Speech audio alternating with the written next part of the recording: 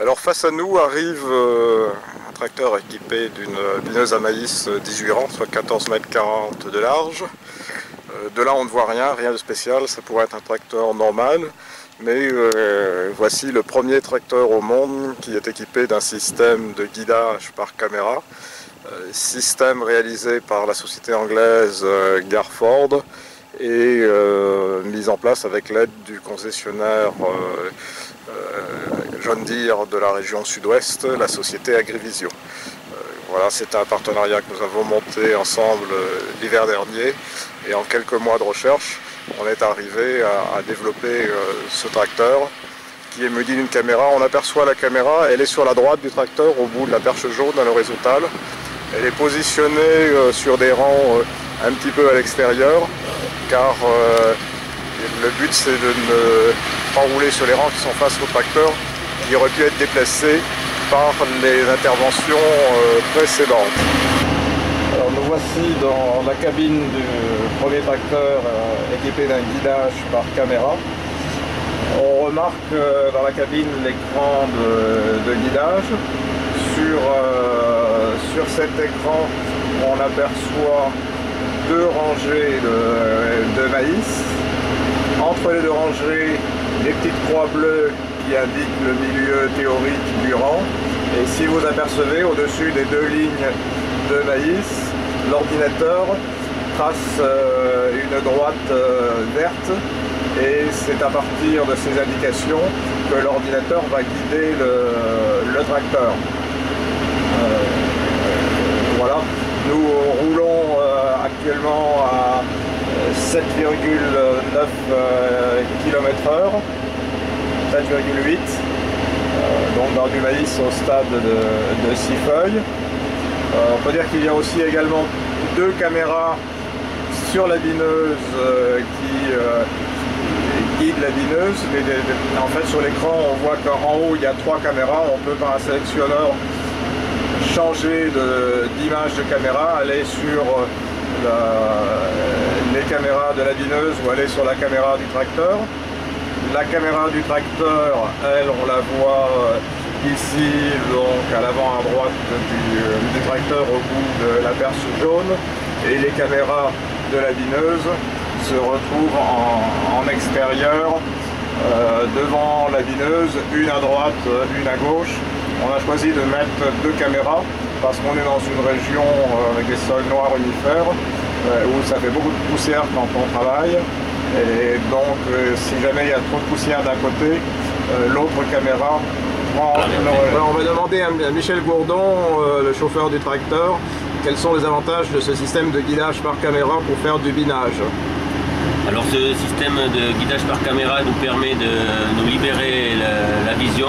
On passe plus de temps à contrôler le fonctionnement de la bineuse, et afin de faire des réglages le plus précis possible.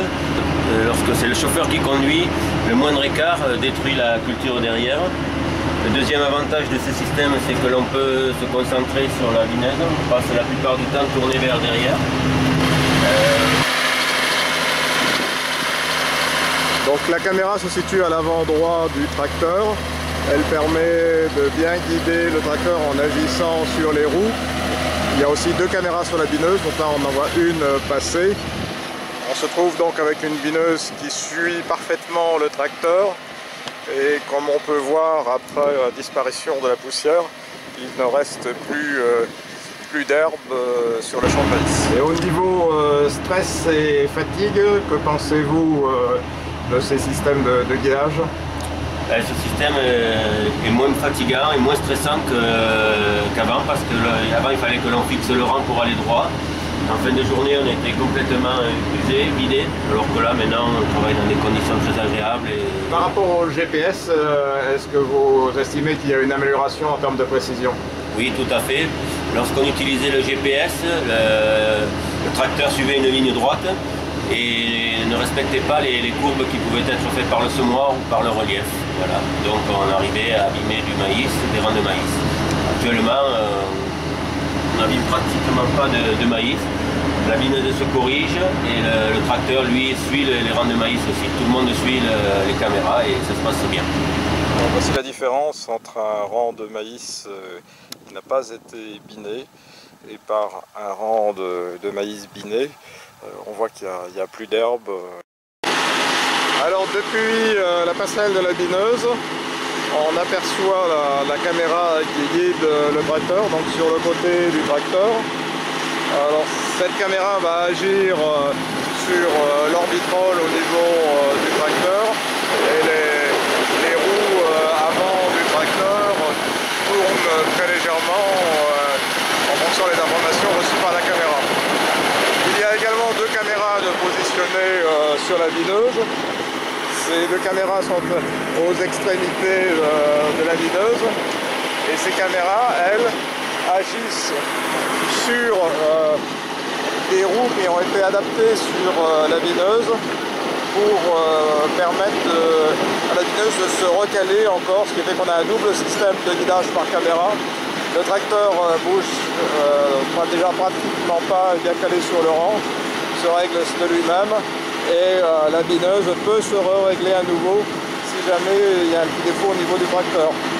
Donc si vous observez bien, on voit la barre de direction qui par moment peut se déplacer. Là, elle est partie un petit peu à gauche, mais vous allez voir qu'elle bouge très peu et très rarement, ce qui montre bien déjà que le tracteur est parfaitement guidé au niveau des rangs.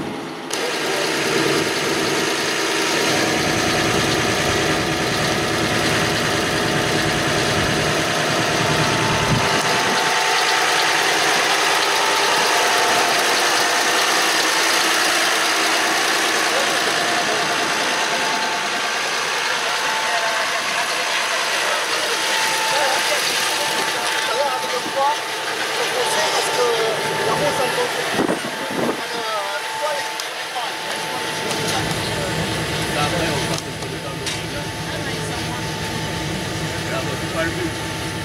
Là, c'est là qu'il faut écarter exprès. Oui, mais c'est normal parce que là où je me suis réglé, l'épateur est passé, on avait des creux. Et l'étoile, elle s'adapte. Et là, le traiteur à la mer.